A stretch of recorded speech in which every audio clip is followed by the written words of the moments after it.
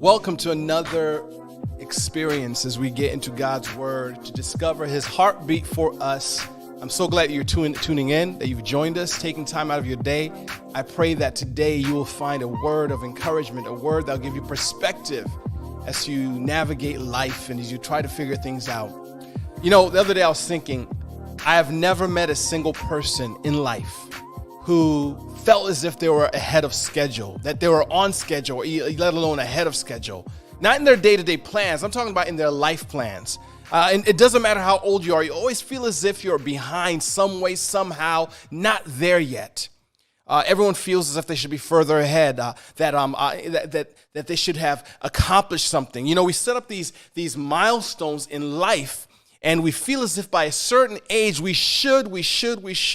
By the age of 18, I should have moved out.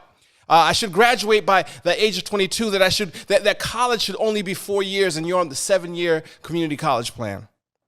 That by the age of 30, you should be married. By a certain age, you should have children. And we have all these different schedules and these milestones that we want, that we expect and we demand of our own lives about. That, you know, that you should only be married at least only once, let alone twice. They should be debt-free by the age of 40. They should be retired by the age of 50. Then you get to a certain age and you're like, my goodness, I blew it. I'm still dealing with XYZ. I'm still not over this person. I'm still not over that issue. I thought I was over it. I thought I had grown. I thought I was past that. Why haven't I achieved all the goals, all the things that I set out to achieve? I'm not where I feel as if I should be in life. And those thoughts lead us to a place of disappointment, defeat, and you want to stop dreaming. You want to stop dreaming, and you're disappointed with where you're at in life, and it keeps you from experiencing freedom. It keeps you from joy. It keeps you from abundance. It keeps you from living the life that God wants you to be living.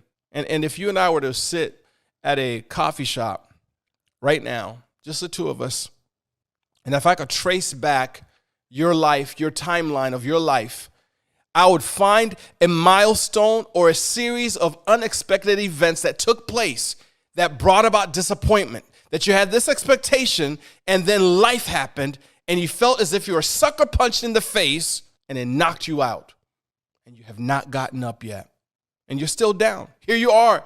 You're a grown man, a grown woman. You have some kids. Maybe you're on your first marriage, second marriage, whatever it is, and you feel as if that one event that took place, maybe it was 5 years ago, 5 months ago, 20 years ago, that one event is the one event that knocked you down and you're still down. You still haven't gotten up. I want to let you know that you may be down, but you're not out. We can't count you out. We can't discount your life. I'm here to tell you that you're not out and you can get up again. And the Bible has answers. The Bible has answers and solutions and patterns that you can look at that will give you perspective to understand how God works. And over the next 6 weeks, I think it's going to take us about 6 weeks to talk through these things. We're going to look at the life of a man who started out full of hope. He had dreams, he had desire, he had promise, he had favor from his father. But what he experiences in life is a life of robbed promise. Experience gives him the ultimate betrayal from the people that he felt that he could be safe around. Not just once, but several times. And it happens over and over and over again. He gets ahead and life takes him back. We'll see how those life experiences really were used to show that God was with him the whole entire time. I want to say that one more time. That those setbacks, those betrayals, those ultimate disappointments were just evidence that God was with him the entire time. God is in the business of turning disappointments into glorious destiny. We're going to get to know a guy by the name of Joseph. And it's a story that begins in Genesis chapter 37. Genesis chapter 37. And here's the truth about life. Here's the truth about life that I want you to note, to write down. Every disappointment begins with a dream. Every disappointment begins with a dream. Every period of depression and you feeling down and out, it came as a result of you having a dream. And here's about your dream. If you're feeling down, the dream that you had is not a dream that was just a regular dream. It was a dream that God gave you. God gives us dreams. God gives us dreams that are for us, and he puts them in us. And you need to know that God is the ultimate dream giver. He puts it in your heart. And the thing about it, when God puts a dream in your heart, you have no idea how it's going to shape out. You have no idea of any blueprint and step-by-step directions. You don't get a GPS turn-by-turn directions as to how you arrive to your destiny. He gives you an inkling, a little picture, a little glimpse into your future, and you hold on to that, but you never are given a YouTube tutorial as to how you'll achieve your destiny. There's no clear picture. There's no clear direction. All you need to know is that God has a dream in you, and that dream is for you. Therefore, it's his direction, and it's his path. It's his direction, and it's his path.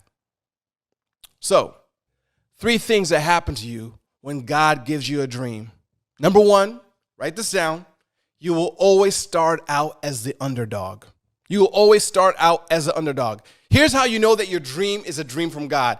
It is big. It is huge. It is bigger than your life. It both excites you and terrifies you at the same time. Why? Because the circumstances that dream is given in are circumstances that are not conducive to seeing that dream come to pass. That's why it's a dream. That's why people look at you and say, oh, stop dreaming. Because the circumstances that the dream is given to you in are never the circumstances that lead to that destiny, seeming so. And the path that you have to walk in order for you to see that dream come to life is a path that is a difficult path, and it makes you the underdog. Genesis chapter 37, verse 2 reads like this. It says, "This is the account of Jacob and his family. When Joseph was 17 years old, he often tended his father's flocks. He worked for his 10 half-brothers, the sons of his father's wives, Bilhah and Zilpah. But Joseph reported to his father some of the bad things that his brothers were doing. Jacob loved Joseph more than any of his other children because Joseph was born to him in his old age. So one day Jacob had a special gift made for Joseph, a beautiful robe. But his brothers hated Joseph because his father loved him more than the rest of them. They couldn't say a kind word to him." Now, before we go ahead of ourselves, I want to kind of give you guys a background of the family history behind this family that this dream is delivered to Joseph. Joseph gets this dream and all these things that this destiny that God's putting in his heart. But I want you to understand that dreams are often given to people who come from dysfunctional families. Dreams of destiny, higher destiny, oftentimes come to people who come from dysfunctional families. You may feel as if dreams only happen to people who are born with a silver spoon and people who have the right pedigree. Let me tell you about Joseph's family. First of all, there's Cain and Abel. Cain and Abel, you find them in Genesis chapter 3, chapter 4, somewhere there. Cain and Abel. Cain was the older brother, and he kills his brother Abel. He kills his own brother. Cain has a great-great-grandson. His name is Lamech, and Lamech introduces polygamy. He introduces polygamy, and he also introduces gangster rap because he kills 2 people, and he writes a song about it. It's in the Bible, Genesis chapter 4. Go check it out when you have time. And then there's another guy named Lot. Lot is living in a city called Sodom and Gomorrah, and as he's living there, he receives some visitors who come to visit him, and the people of the city surround his house, wanting to rape his visitors. Instead of him telling them, go away, he offers his daughters to have sex with the men of the city. True story. You can't make this up.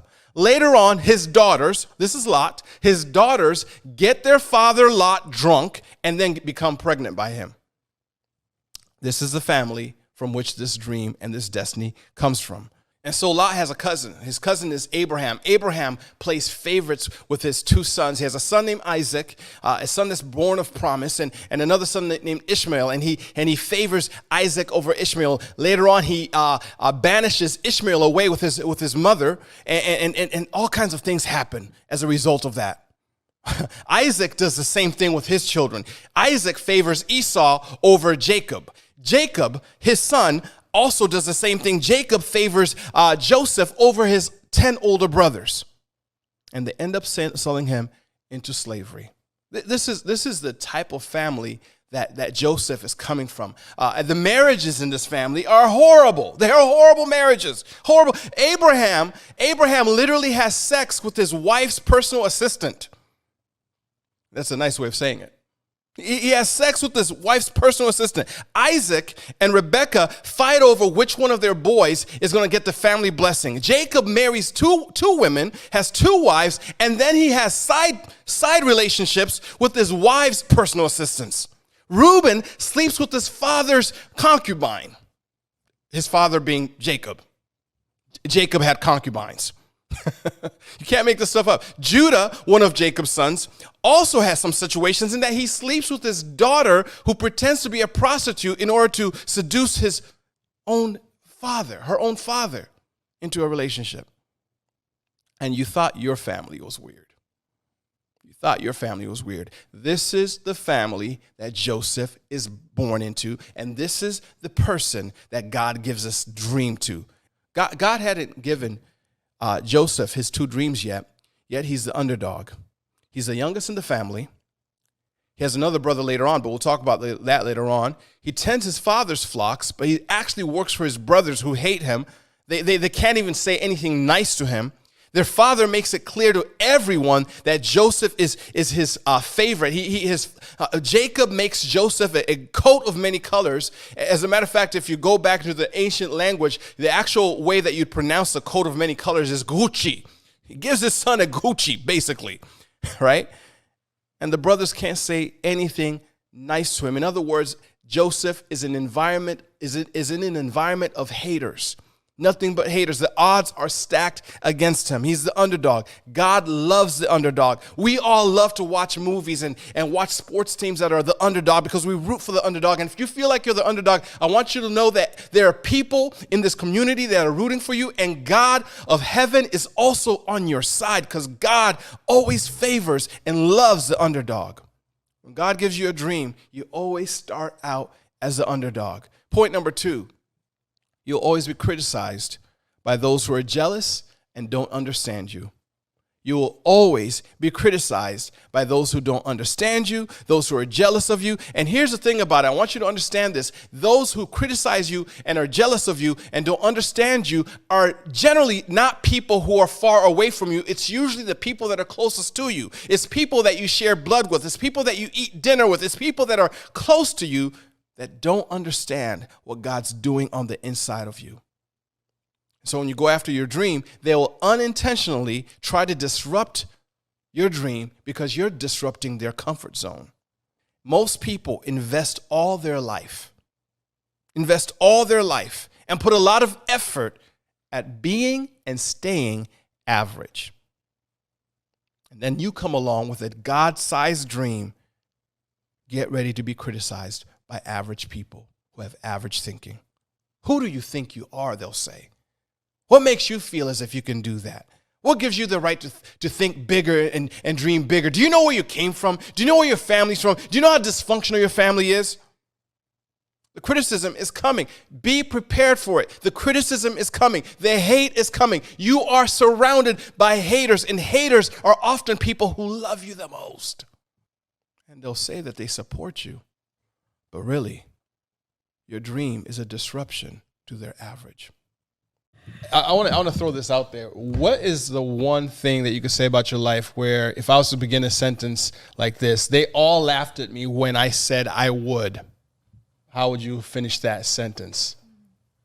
When I think about that, I think about a certain aunt in my life who anything that I've pursued, she's always critiqued on and almost like has elevated herself in a way to make me feel diminished. So that's what I think of when I think of that. So right. It takes me to there.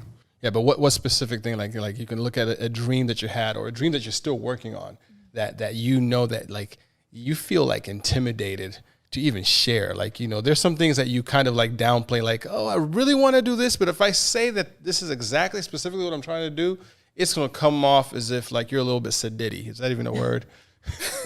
Right? For me, yeah, I guess it would be, and I don't think I've shared this with many people, but I believe that God's called me to platform to encourage women, whether that's through speaking, through devotions, books, or whatever. Right. But definitely like an influence for sure. Right. And what makes that so like scary, exciting, and terrifying at the same time? Man, it's scary because if I speak of it, I actually have to do it. Oh wow. Okay. So yeah, there's that, and also it's like a big crazy dream where I'm like, I don't even know how I'm gonna get there. So, Randy, how about you? I think for me, my immediate family, they're very supportive. But then, I have my dad's side who I really don't know much, and they're not for women speaking at all. And I think for me, it's like, that's what God's called me to do, is to encourage women, and that is on the platform. But for them, it's like, no, Right. that's impossible. We don't do that. You're in the back. You sit in the back. You're in your husband's shadow. Like, I want that's to keep you it. confidently in the back. Yes. Confident and beautiful. No, not at all. So the fact that I work alongside my husband and not behind him is like, oh, wow, you're bold, Right. You're extra. And it's like, no, this is what God's called me to do, despite what you believe. Let me ask you about that. Like, do you think it's like a dynamic of them being intimidated by, does it speak to their insecurity of you having a husband that's supportive enough to have you alongside him? Or like, where do you think that level of like, what are you doing? Or that you're bold, that's a little extra. Where do you think that comes from? I think it comes from dysfunction. Like, that side of my family is very dysfunctional. Marriages failed, babies out of wedlock. And so, like, they're waiting for something to happen. Like, I swear they have a family group chat, and they'll, like, wait for something. Like, when I got married to Kevin, it was like, wait, she got pregnant how soon? They were, like, trying to calculate right. to see, like, to put something on me. Like, oh, no, she isn't this saint, which I never claimed to be. But Right. they're just waiting for my downfall because of their dysfunction and their insecurity. So It seems as if you don't have to go too far to find haters. no, not far at all. No, just keep them right next to you. I love that. I love the verse. One of my favorite verses, the 23rd Psalm. He says, he prepares a table for me in the presence of my enemies. I'm going to eat in front of the people that hate. Yeah, Janelle, you're a big dreamer, inspirer. Yeah, I mean, I think it's probably one of the most painful things about pursuing a dream is really wanting to bring alongside those people that you love so much, but they're not coming with you. They're actually like pushing against you, wanting you to fail so they can say, I told you so. Right. So, I mean, that's been my experience for a long time, but especially recently, I've had some really incredible things happen in my business, and it's a little painful to know that I don't have the support or even the excitement from people that I would hope would be happy for me. Right. What does that do to your dreams? What does that do to your action, to your ability to push through? Or is it like, so what? Some will, some won't. I'm going to keep moving. Or like, how do you work through all that? For me, I mean, I just have learned, which is a little bit sad, but it's just what I need to do, is that they're not the people that I go to when I need celebrating. Because even the strong women need someone to encourage them sometimes. It's hard to lead sometimes. It's hard to lead a lot of people and be upfront sometimes. And I just know that those people that love me so much, they just don't love me in that way. They can't be my support in that. And so unfortunately I have to, I can't share those things with them because it just is really painful. Right. It doesn't stop me. I guess maybe because I'm so used to it at this point, I just know to not, but the sting is still there. Right. Ever felt like the underdog? Anybody? Like being the underdog, having the circumstances not set up for you to succeed. The stats show that you will not make it this far. Like, what does that underdog feeling look like in your world? If you were to like surmise it or describe it. That was me last month. Oh, okay. All right. Yeah. I mean, at the beginning of my month in my business, I really just felt a tug to go all the way in, all the way wild, and tell my people, like, this is where I feel like God is moving us to. It's illogical. it's a little crazy. It was literally doubling what I was doing, Right. which is not normal. Like in all 6 years, that's not a normal thing. And I was honest and vulnerable. Yeah. And my big dream required my people to also have big dreams. And it was like the most incredible, God-sized, miraculous, Right. coolest thing that's ever happened. Right. And it happened. And all I can say is that I just knew that's where God was leading us. And I just felt like when I was like, the numbers aren't adding up. The numbers aren't adding up. On the last day, I felt like God was like, hang in there. I'm going to blow your mind. Right. And it was like unbelievable. Not just for me, Right. but for my squad, which is like the coolest thing too. So definitely last month what like blew my mind. I like specifics, you know. I know. I hate it when people are talking about, you know, God did something made big, and you're just kind of like, how big was I don't know, it? like how detailed you big- want me to. just be real, like be real, like so. I mean, like you just said something. You said that, like, you know, 6 years of you doing your business, 6 years got you to a certain level. Right? 6 years of hard work, 6 years of breaking records, 6 years of putting in time. Now you're 6 years into it, and now you want to do what you've done in 6 years in 30 days. Yeah. That is a big, hairy, audacious goal. So, and now in order to do that, you have to you have to let the people in your organization, in your team, also capture that same vision. Yeah. Right. Yeah. So, that's what I'm saying. Like specifically, like what does that look like? Because that's huge. That's 6 years. Yeah. What does that look like? Yeah, what does it look like? Like it's huge. 6 years and then 30 days to do what you did in 6 years. And most people don't. Getting to that next leap, the further you go, is always harder. It's kind of like when you're losing weight. You know, you lose the first pounds easy. Yeah. You know, but then when you're trying to like maximize, it's So yeah, it's actually, so to be more detailed, in my company, I skyrocketed to a top position in my company, third from the top in about a year, like that. Right. And then after that, it was kind of like this. Right. I had some babies, focused on my babies. I wasn't as focused there. And then there came a point where we saw other people doing it.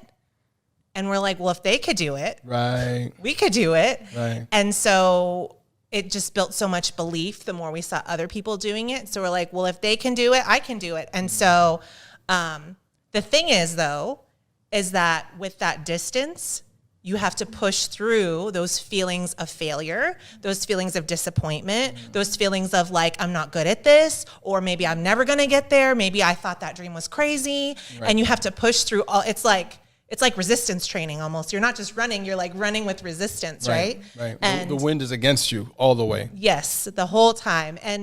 But it was like crazy breakthrough. And literally every single day at 10 a.m., me and all my people would pray. My girls, we would pray, we would sing Waymaker, and we would sing Do It Again. And every single day, that was our anthem. And we would pray for people by name. I'd look up my people's pictures on Facebook, and I'd name them, and I'd tell my girls the story of how God used this to heal them, and how God used this to bring money into their bank account. And it was just a collective run together. Right. And the thing is when you're bold in your faith, it inspires somebody else, and then they're bold, and then you're mutually encouraged, Right. and then you're running this race together. Right. So it was the most incredible thing, and we're still in that space. Right. It's just really cool to see. Right. So yeah, you got critics. Everybody has a critic. One thing I've learned more in a tangible way in the last few years is that if you're ever going to lead, you have to be prepared to have people who dislike you for no reason and will never tell you. They'll smile on your face, and that's what they do. And you'll have those people that the haters are there, and then you also have some that are very, very close to you. And what you just described, you said every morning, you said 10 o'clock in the morning, you'd get together with your team and you'd pray specifically, right? So I'll throw this to you, Randy, or Sandra, if you can chime in. What does it look like when you are in the presence, surrounded by haters, family members, people close to you, people who are in your community that are they're not rooting for you? how do you build that support system that reminds you that you plus God means that you're the majority? That there's more of those, more power that is working for you than working against you? Well, for me, I'm in this season where I'm a firm believer of like, you have to be the one to encourage yourself. You have to, because you're not going to always have that support. Even in marriage, you know, sometimes like your husband can be busy doing whatever and your family can be busy doing whatever. So there's going to be moments when you're by yourself and it's just you and God. And so you have to learn how to encourage yourself and just to dive into that word and pray and be like, God, I know you have me. And I always encourage people to do that. I'm like, you have to be your number one fan. You have to be the one who's talking in the mirror saying, you know, you got this, you can do it. You have to. Right. Because people are not going to always do that for you. And if you can't do that for yourself, how are you going to really expect others to do that for you? True. So True. I believe that if you want people to be there to encourage you, to support you, you have to reach out for it, and you have to be able to be vulnerable to speak the things that are on your heart, the dream, whatever it is. Like for me, like I do have like a support system of like women that I've reached out to specifically to pray for certain things, and that when I'm feeling low, when I'm feeling discouraged, I can reach out to them and ask them for prayer for whatever it is. And definitely like what Randy was saying, like, you do have to also show up for yourself as well. And sometimes it's hard. And so it's always great to have those people like in your group who can show up for you when you can't. Right. We hope you're enjoying this broadcast. Have you shared this message? So many people need to hear it. Do us a favor and hit the share button and tag a friend in a post. Before we get back to the conversation, we wanted to take a moment to share with you some of the awesome ways we've been able to serve our community.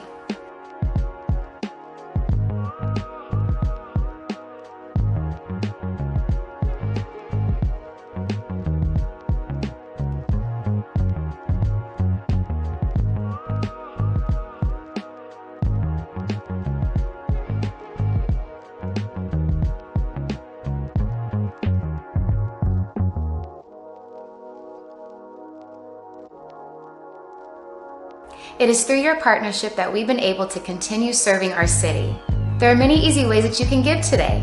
Online at relevant316.com/give, you can text your gift to 951-777-2028 or through Cash App and Venmo at Relevant Riverside. We will also drop this information in the comment section below. Now let's get back to the conversation. Verse number 5 says this: one night, Joseph had a dream, and when he told his brothers about it, they hated him more. So they already hated him, but when he told them the dream, they hated him more than ever. He said, "Listen to this dream," he said. "We were out in the field tying up bundles of grain. Suddenly my bundle stood up, and your bundles all gathered around and bowed low before mine." His brothers responded, "So you think you'll be our king, do you? Do you actually think that you will reign over us?" And they hated him all the more because of his dreams and the way he talked about them. I want to pause there. The way he talked about them. Let me tell you something. When you are in the presence of haters, don't let them mute the dream that's on the inside of you. But also be seasoned in how you talk about it. He's 17 years old, so as a teenager, you probably have a different mindset as to like how you talk about things. Verse 10 says, he told the dream to his father as well as to his brothers, but his father scolded him. "What kind of dream is that?" he asked. "Will your mother and I and your brothers actually come and bow to the ground before you?" But while his brothers were jealous of Joseph, his father wondered what the dreams meant. The real point is found in verse 11. But while his brothers were jealous of Joseph, his father wondered what the dreams meant. When others find out about your dream, you'll face criticism. It'll come from their own insecurity. They'll wonder, what do you mean? You mean you're going to reign over us? You mean you're going to be higher than us? See, that's the tall poppy syndrome that exists in every family. It exists in every society. It exists in every culture. The people around you don't want to see you elevate higher unless they've got a spirit that's inside of them that's cheering you on. But most people, most average people, do not want to see you ascend. Their insecurity will come in the form of jealousy. It will come in the form of lack of understanding. I want you to be prepared for it, to know that it is coming. Do not be shocked. Do not be shocked when it comes. Do not be shocked when you have an idea, when you have a dream, that idea for that app, that idea for starting that restaurant, that idea to take your family to a new city and start all over, that idea to start a new business, that idea for a new career, that idea to go back to college. That idea is going to come as a threat to those who want to keep you in their average mean. Third point, you will be delayed. You will be delayed. And it's only the first of many delays. You will be delayed, but it's only the first of many delays. Dreams don't happen overnight. You may get a dream in a night, but they don't come to pass overnight. They come with detours and delays. And a dream without a detour is not a dream. That's a devil's scheme. A dream that comes from God, the pattern of Scripture from Genesis to Revelation, every dream that was a God-given dream came with detours, delays, and disappointment. But hold on, because God is building character so that when that dream becomes your destiny, you have the character to handle it. A delay does not mean no. It just means that God's not ready for you to do that yet. A delay does not mean no. It just means not yet.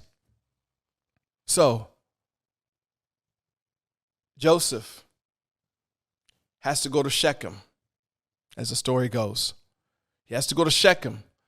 And I want to say this to you, don't get shook when you get to Shechem. It's just God shaping you for what he's preparing you for. Jacob's older brothers go to Shechem to tend sheep, their sheep over there.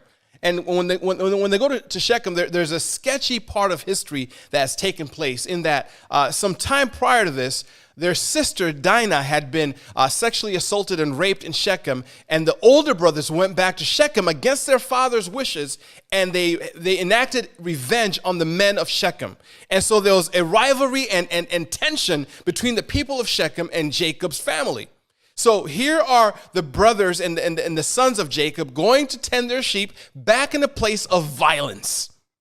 And so their father, Jacob, is worried. He's like, wait a minute, what's going on? I heard that the brothers have gone to Shechem. Joseph, do me a favor. Go and check on the welfare of your brothers. And so Joseph goes on a 50-mile journey to Shechem to go check on his brothers. When he gets there, he discovers that they're actually not in Shechem, but they're 15 miles further in a town called Dothan. Now here's what I want to say about that. When you have a dream, dreamers who enter into their destiny are people who are willing to go the extra mile. He could have very well said, you know what, my dad said to go to Shechem. I came to Shechem. I didn't find them. They said that they're in Dothan, and so I'm going to turn back and go tell my dad that they're not in Shechem, but they're in Dothan. But no, Joseph, a dream getter, a destiny receiver, is a person who goes the extra mile. That's for somebody. That's for free. It's not even in the notes. Goes the extra mile to go check on his brother's welfare. And so when he gets there, we read, when Joseph's brothers saw him coming, they recognized him in the distance. As he approached, they made plans to kill him. Here comes the dreamer, they said. Come on, let's kill him and throw him into one of these cisterns. We can tell our father a wild animal has eaten him. Then we'll see what becomes of his dreams. You see what the threat was, his dreams. They hated him because of his dreams. So here's Joseph at the age of 17 thrown into a pit. And in my imagination, I'm thinking that Joseph is probably thinking to himself, this is not how my dream becomes my destiny. This right here in that pit, and when you feel as if all your hopes are gone, everything that you've desired has been taken away from you, when you don't know what's going to happen, that's where most people quit. That's where most people say it's too hard. That's where most people say it's too scary. That's where most people say, you know what? God has abandoned me. They think that God has left them, not knowing that delay and that detour is the portal that God has prepared to put them to the palace. We'll talk about that in a few weeks. The setup, the setback is nothing more than a setup for the step up. And when God gives you a dream, you'll start out as an underdog. You'll be criticized and you'll experience delays and detours. But I want you to remember these three things. Number one, you plus God are always the majority. You plus God are always the majority. God is more interested in saving you through your problems than saving you from your problems. I'll say that again. God is more interested in saving you through your problems, not saving you from your problems. That passage, that middle passage of your dreams is where you finally get to know who he is and you finally get to know who you are. God doesn't do shortcuts. God does not grant prayers to lottery winners. Hello, somebody. He won't take you around the odds. He won't take you under the odds. He won't take you over the odds. He'll take you through the odds. Because it's through the odds that you build the character necessary, where you learn to depend on him as your source. He takes you through the odds that are stacked against you to surprise everyone around you so that you may know and that they may know that his power is real. Number two, if God says yes, nobody can tell you no. If God says yes, there's no one that can tell you no. Don't worry about the criticism. Don't worry about the hate. Don't worry about the dream snatchers. Don't worry about all those people that want to tell you that things can't work out, that this is too big, that you don't deserve this. Don't worry. If God has given you a yes, 10,000 no's don't matter. Keep looking for God's yes in your life.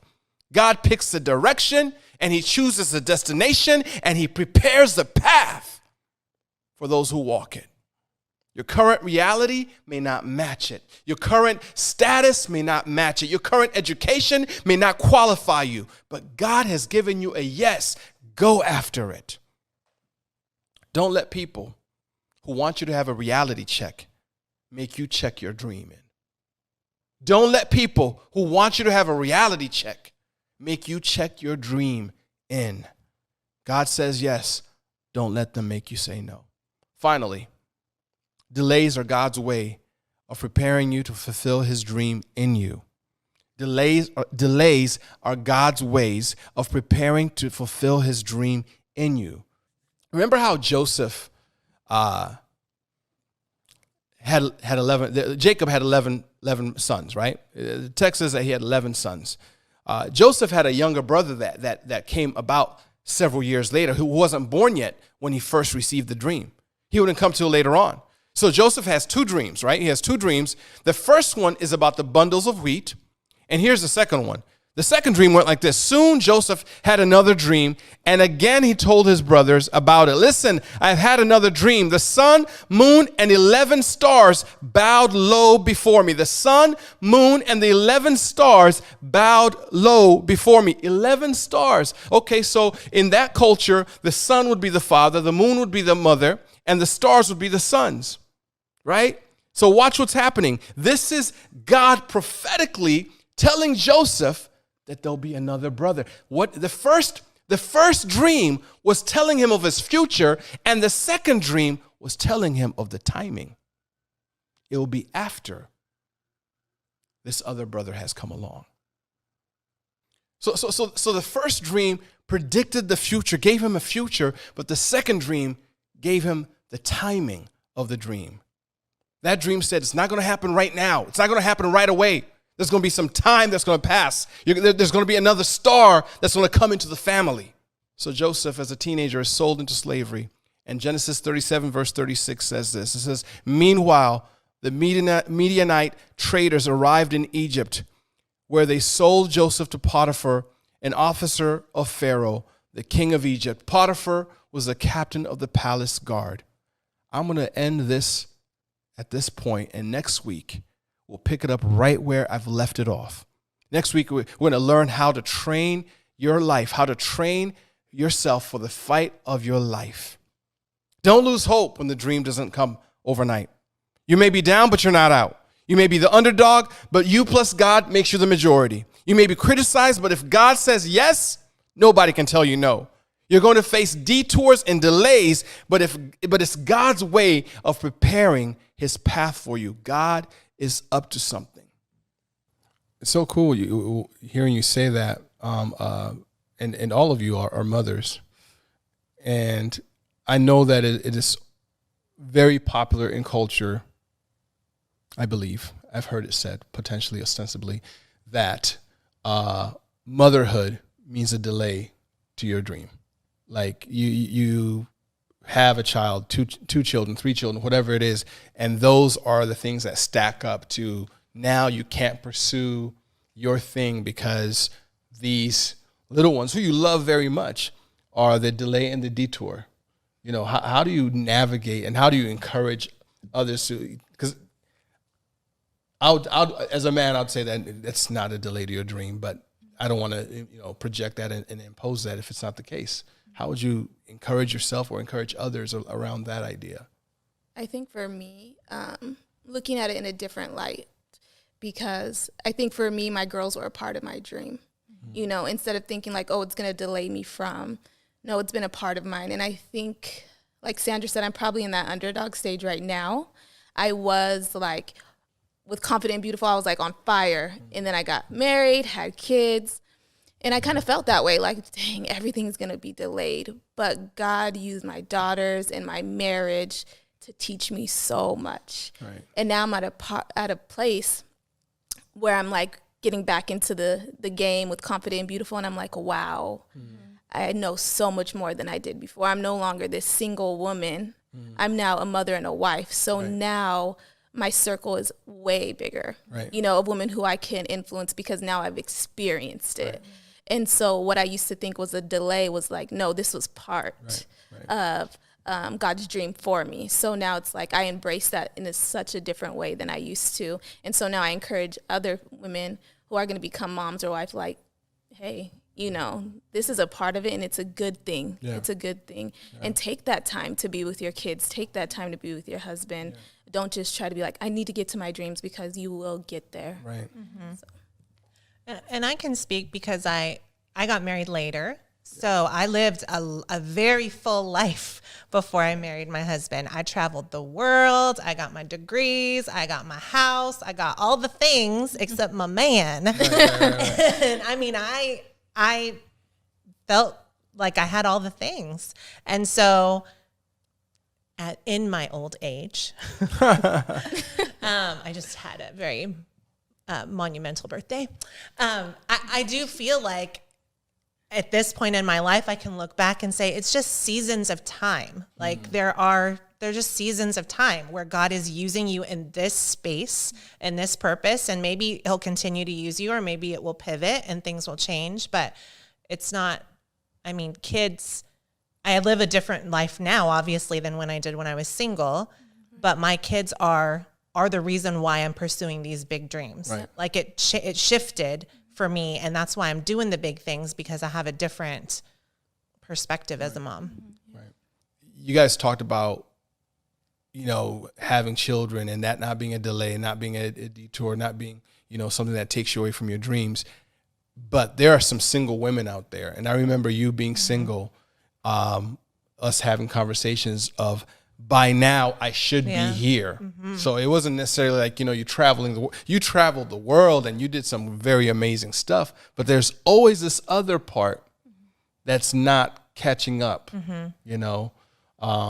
and so I just, if you could encourage some women out there that are like waiting, and the clock is ticking. I just don't want to leave it just hanging there because, they people can just tune out and say, this isn't speaking to me, but I think that, I used to be that. I'd get so irritated, like, what about the single people? And in my singleness, I feel like I lived it up, and there was a lot of pain because I felt like I wasn't where I thought I should be yet. And especially in the church, a lot of people get married fairly young, and I was not one of those people. So I lost track of how many roommates I had because they just kept getting married. Right. You Like, didn't want to be a bridesmaid anymore. I think I will hit double digits in the bridesmaid dress category before I get married. And I did. I think I was in 10 or 11 weddings or something. Right. Pauline was one of my roommates, got married. One of the last weddings before I finally met Scott. Yeah. But I mean, for the single ladies, I would just say this: don't settle. Don't settle because it's not worth it. Because you can be alone in a marriage, and it's better to be alone with Jesus Hey. and wait on the one God has for you, and just do the thing. Do all the things you can do when you're single. Like, you could do everything that you want to do when you're single. I used to thought I was so restricted then, but I mean, really, I could do whatever I want. And anybody that knows Scott knows he's the best husband, the best dad. Like, I couldn't ask for anyone that is more servant-hearted and loving and caring. And I mean, I'm so thankful that I waited. Right. Can I chime in on this though?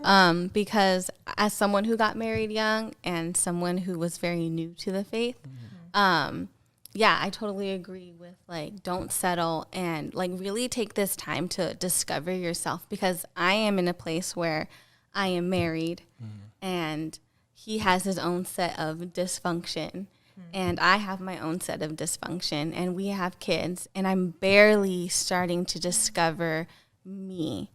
And we are both come together with burdens that we have to work through together versus, you know, having been healed from past trauma, past pain, and not carrying those things into your marriage, because it's real and it's hard. And it's hard when you have to do it with somebody who you thought you knew but you don't know. Right. And then you've got kids. Right. So, Right.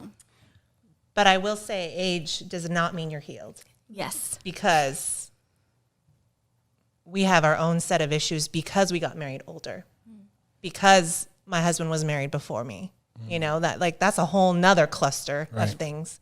And so I do believe that like God calls some people to get married young, and he calls some people to get married old, and he calls some people to be single. And it's just, that's the path God has for you. Like, your healing journey is different than my healing journey. And it's hot and messy and, you know, a cluster.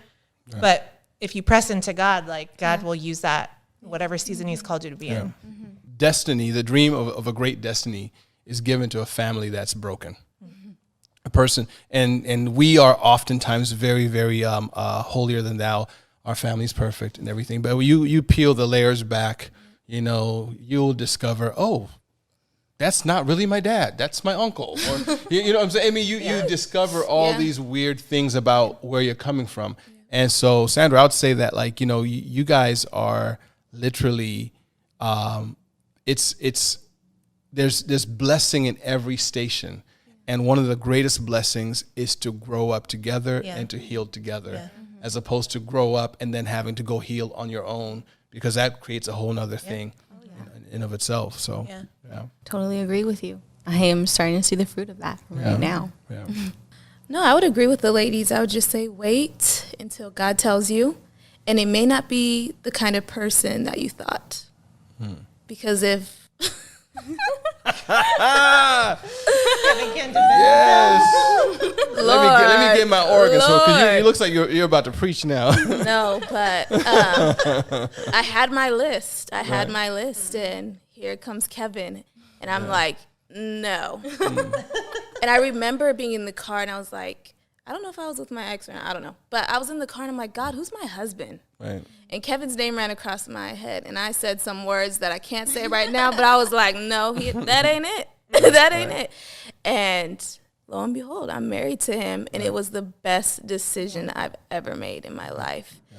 And I tell girls that now. I'm like, you don't know if it's going to come in this package that you've written out and that you've said, God, this is what I want. But he's not going to always bring you what you want. He'll bring you what you need. Yes. Because what I wanted, Lord, thank you for not giving that to me. Hallelujah. Yes. I'm glad you gave me what I needed because, man, it's the best thing ever. He gives you a dream. But the directions and the path to get to that dream are never what you think. Right. And the disappointment and the feeling down and out is usually because you have a prescribed path that you feel as if you should be going. You have a description of what it should look like. And so when you get knocked down, you get thrown into that pit, when it arrives in a package that you weren't expecting, you feel as if God has left you, you know? Right. So it's very important that we get the dream, but we allow God to say, hey, you direct the path. Exactly. You give us the steps forward. So thank you guys. This was rich.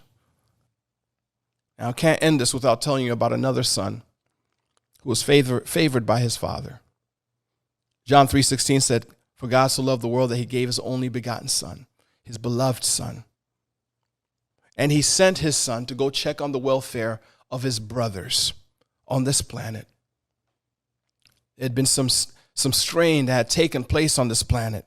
Some sketchy things called sin had taken place on this planet.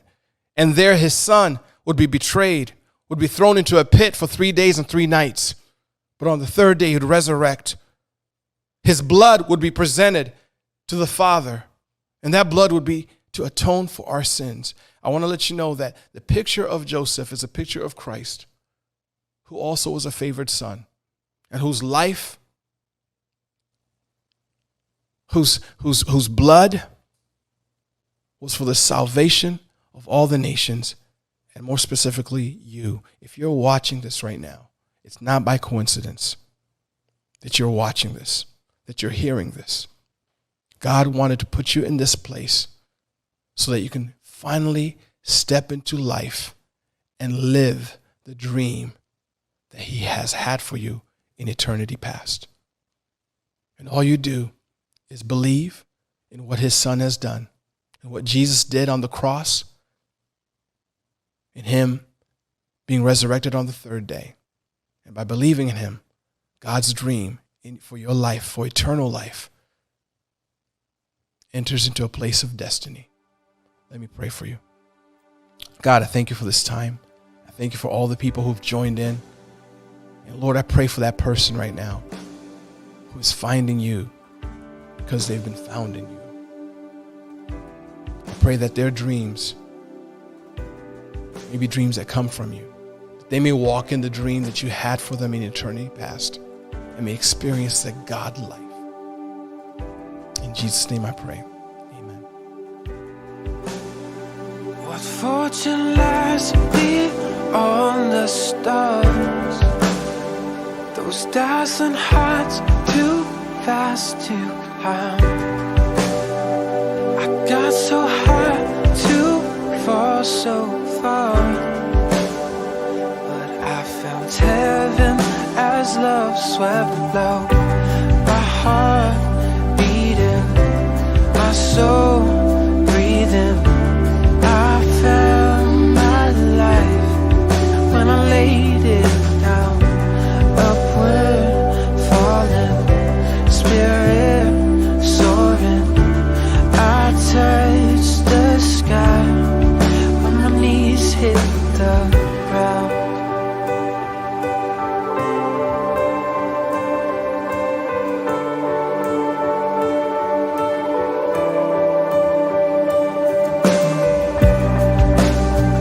What treasure waits within your scars? This gift of freedom gold can't buy.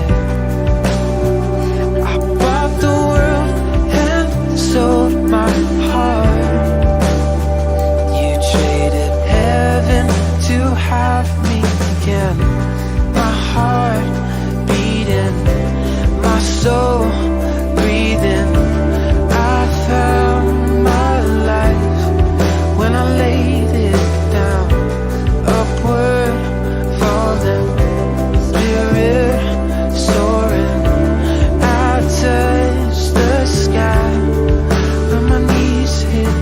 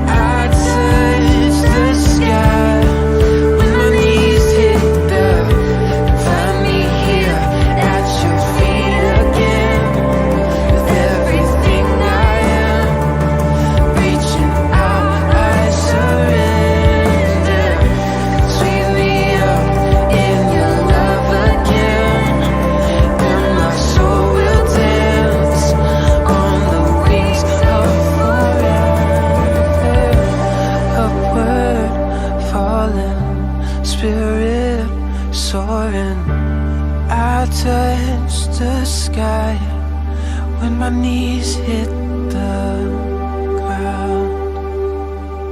For more content like this, subscribe to our YouTube channel and follow this page. You're also invited to join our Facebook group, Relevant Together. We have so much more for you, and being a part of Relevant Together is the best way to get involved. Type connect in the comments to join. Don't forget, to be a part of all of our community efforts, you can give online at relevant316.com/give. Text your gift to 951-777-2028 or through Cash App and Venmo at Relevant Riverside. Thanks for joining us. We will see you this week in Relevant Together.